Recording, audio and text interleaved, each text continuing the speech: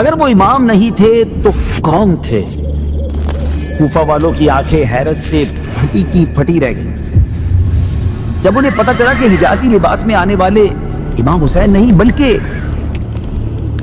پورے کوفہ میں خوف کی ایک لہر دوڑ گئی۔ بس پھر کیا تھا، اور ہر طرف سے لوگ آنے لگے، اور اس طرح دیکھتے ہی دیکھتے 40,000 افراد کا لشکر ایک اعلان پر جمع ہو گیا۔ نماز سے پہلے 40,000، نماز کے بعد ایک بھی نہیں۔ یہ سب دھوکہ تھا، مکر و فریب تھا، بد عہدی تھی۔ کوفہ کی گلیوں میں اکیلا، تنے تنہا، مگر کمال کی بہادری۔ ساتھ تھے تو صرف اپنے 2 بچے۔ گھر کو چاروں طرف سے گھیر لیا گیا۔ تاریخ نے دیکھا کہ بنی ہاشم کا ایک تنہا شیر کس طرح ظالموں پر ٹوٹ پڑتا۔ دروازے کے پیچھے سپاہی ہاتھ میں ننگی تلوار لیے موجود تھے۔ آپ قرآن پاک کی تلاوت کرتے ہوئے دروازے سے جیسے ہی اندر داخل ہوئے، اچانک انا للہ و انا الیہ راجعون۔ خاندان اہل بیت۔ السلام علیکم ورحمۃ اللہ وبرکاتہ۔ ناظرین، ویب سیریز کا نام ہے داستان کربلا۔ کل ہم نے سنا تھا کہ کوفہ میں موجود 2 افراد نے یزید تک یہ خبر پہنچا دی تھی کہ گورنر کوفہ حضرت نعمان بن بشیر رضی اللہ تعالیٰ عنہ حضرت مسلم بن عقیل رضی اللہ تعالیٰ عنہ کے خلاف کوئی کارروائی نہیں کر رہے، حالانکہ مسلم بن عقیل کوفہ والوں کو یزید کے خلاف آمادہ کر رہے ہیں۔ یہ خبر سنتے ہی یزید نے فوراً حضرت نعمان بن بشیر کو کوفہ کی گورنری کے عہدے سے ریموو کر دیا، ہٹا دیا، اور ان کی جگہ ایک ایسے شخص کو مقرر کیا جس کا نام سن کر ہی ظلم، مکاری اور صفاقی کی تصویر آنکھوں کے سامنے آ جاتی ہے۔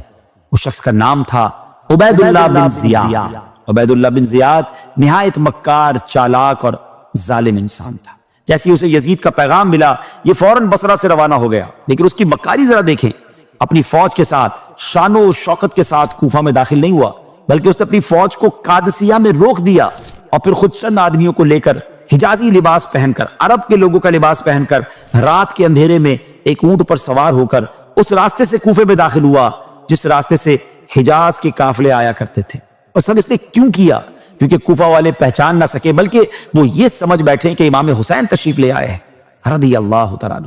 چنانچہ ایسے ہی ہوا، کوفہ کے لوگ جو ہر لمحہ امام علی مقام کی آمد کے منتظر تھے، جن کی نظریں راستوں پر جمی ہوئی تھی، جن کے دل امام پاک کی محبت میں بے قرار تھے، انہوں نے رات کے اندھیرے میں جب حجازی لباس اور حجازی راستے سے آنے والے اس شخص کو دیکھا تو وہ تو خوشی سے بے قابو ہو گئے۔ کسی نے نعرہ لگایا، امام حسین آ گئے، اور پھر دیکھتے ہی دیکھتے خوشی کی لہریں پورے کوفہ میں دوڑ گئیں، نعرے بلند ہونے لگے، لوگ گھروں سے نکل آئے، دل خوشی سے دھڑکنے لگے۔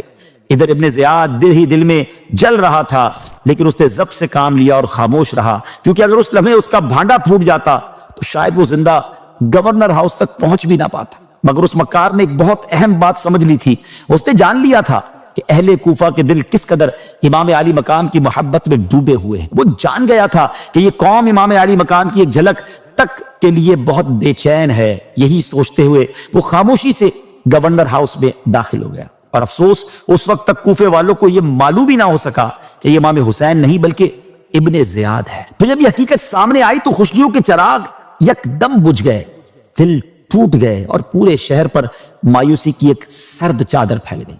رات گزری، صبح ہوئی، ابن زیاد نے اہل کوفہ کو جمع کیا، یزید کا پیغام سنایا، اور پھر دھمکیوں، خوف، لالچ اور سازشوں کا ایک ایسا کھیل شروع کیا جس نے پورے کوفہ کو خوف اور بے چینی میں مبتلا کر دیا۔ وہ لوگوں کو ڈرانے لگا کہ یزید کی مخالفت کا انجام بہت بھیانک ہوگا۔ وہ قبائل کے سرداروں کو خریدنے لگا اور لوگوں کے دلوں میں خوف بھرنے لگا۔ اسی طرح اس نے آہستہ آہستہ حضرت مسلم بن عقیل کے ساتھیوں کو ان سے سیپریٹ کرنا، جدا کرنا شروع کر دیا۔ ناظرین، اسی وقت حضرت مسلم بن عقیل رضی اللہ تعالیٰ عنہ ہانی بن عروہ کے گھر میں ٹھہرے ہوئے تھے۔ ابن زیاد نے محمد بن اشعث کو فوجیوں کے ساتھ بھیجا، اس حکم کے ساتھ کہ مسلم بن عقیل کو گرفتار کر لیا جائے۔ اور صرف یہی نہیں، ابن زیاد نے کوفہ کے تمام قبائل اور برادریوں کے سرداروں کو بھی قلعے میں نظر بند کر دیا تاکہ وہ اس کے دباؤ میں رہیں۔ حضرت مسلم بن عقیل کو جب ابن زیاد کے ارادوں کی خبر ملی تو آپ باہر تشریف لائے، اپنے وفادار ساتھیوں کو آواز دی۔ بس پھر کیا تھا، ہر طرف سے لوگ آنے لگے، جذبہ بڑھنے لگا۔ دیکھتے ہی دیکھتے 40,000 افراد کا لشکر آپ کے ساتھ آپ کے ایک اعلان پر جمع ہو گیا۔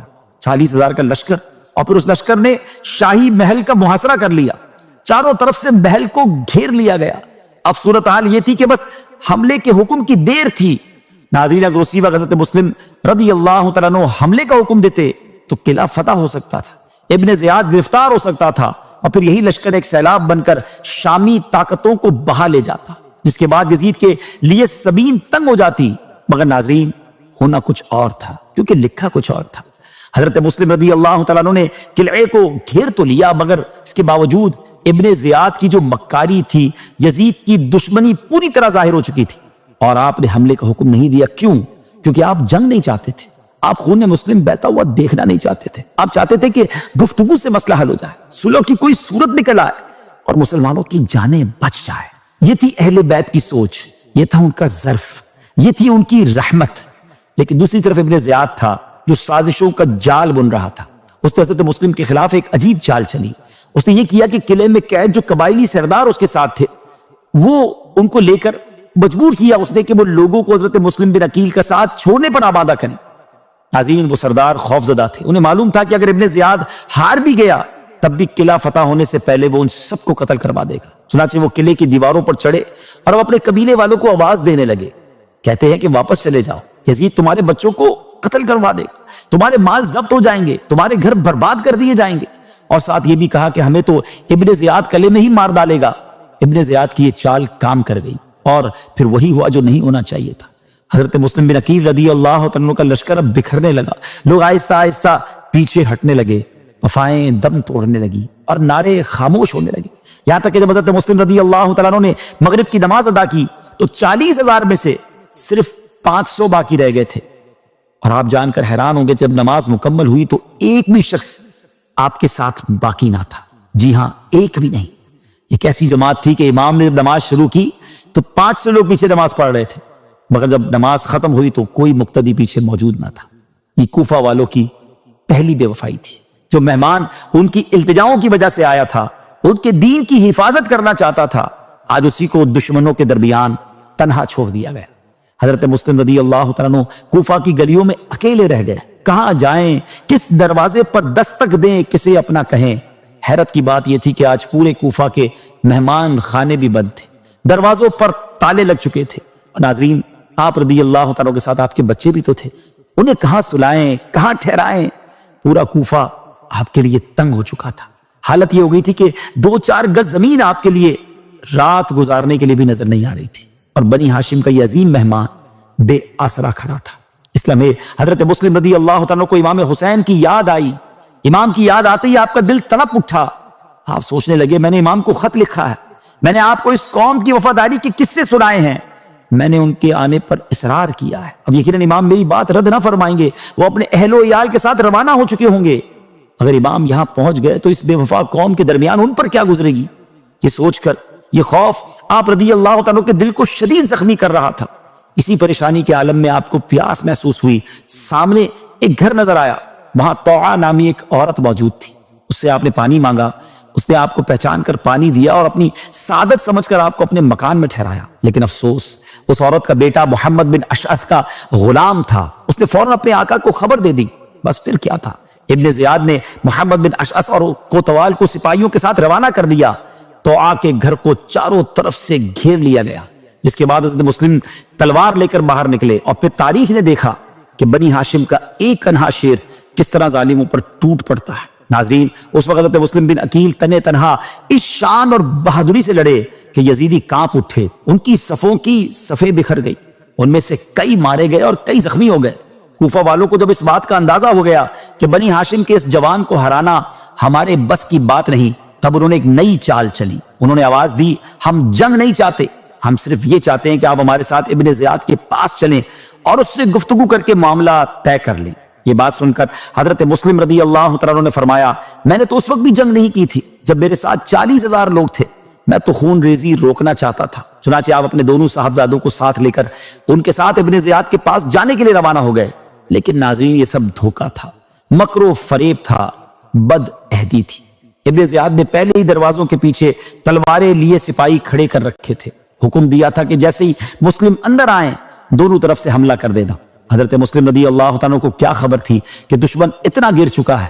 آپ قرآن پاک کی ایک آیت پڑھتے ہوئے اندر داخل ہوئے اور پھر اچانک چاروں طرف سے تلواریں چل پڑی، وار پر وار، ظلم پر ظلم، یہاں تک کہ بنی ہاشم کا یہ مظلوم مسافر، دین کا یہ وفادار سپاہی، اہل بیت کا یہ جانثار، ظالموں کے ہاتھوں بے دردی سے شہید کر دیا گیا۔ انا للہ و انا الیہ راجعون۔ ناظرین، ابن زیاد کے دربار میں حضرت مسلم رضی اللہ تعالیٰ کے دونوں صاحبزادے بھی آپ کے ساتھ آئے تھے۔ انہوں نے اس بے کسی کی حالت میں اپنے شفیق والد کا سر ان کے مبارک تن سے جدا ہوتے دیکھا۔ چھوٹے چھوٹے بچوں کے دل غم سے پھٹ گئے اور اس صدمے میں لرزنے اور کانپنے لگے۔ دونوں بھائی ایک دوسرے کا چہرہ دیکھ رہے تھے، دونوں کی آنکھوں میں آنسو جاری تھے۔ وہاں کوئی ایسا نہ تھا جو ان بچوں پر رحم کرتا۔ آخرکار ظالموں نے ان نونہالوں کو بھی بے دردی سے شہید کر دیا اور پھر ہانی کو بھی قتل کر کے سولی پر چڑھا دیا گیا۔ ان تمام شہیدوں کے سر دوسروں کو ڈرانے کے لیے نیزوں پر چڑھا کر کوفے کے گلی کوچوں میں پھرائے گئے۔